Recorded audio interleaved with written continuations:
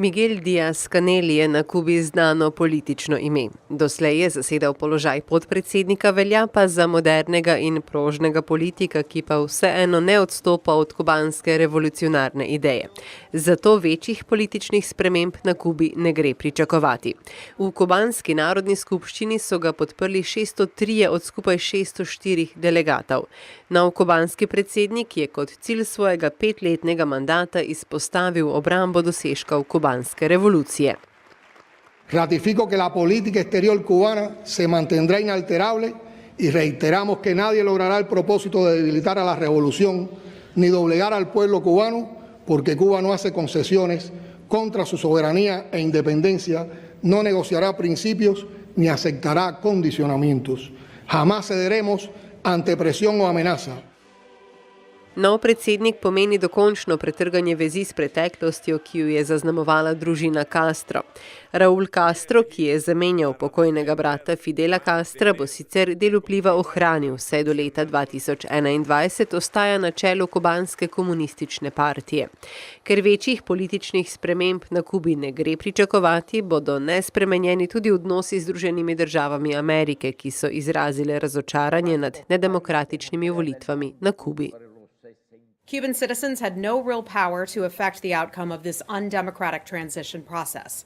We are disappointed that the Cuban government opted to silence independent voices and maintain its repressive monopoly on power, rather than allow its people a meaningful choice through free, fair, and competitive elections.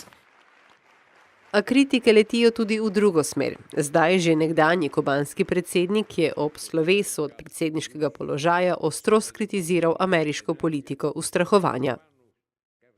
El imperialismo norteamericano crea conflictos que generan oleadas de refugiados, sigue políticas represivas, racistas y discriminatorias contra los migrantes, construye muros, militariza fronteras, hace aún más derrochadores e insostenibles los patrones de producción y consumo y obstaculiza la cooperación en el enfrentamiento al cambio climático.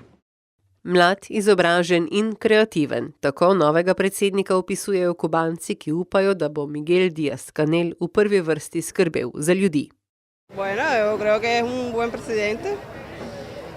Cumple sus funciones.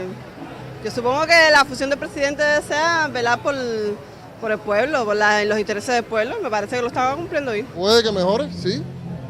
Debido a que es joven, viene quizás con nuevas ideas, nuevos proyectos. Eso es muy importante para Cuba porque nosotros somos un potencial en muchas cosas.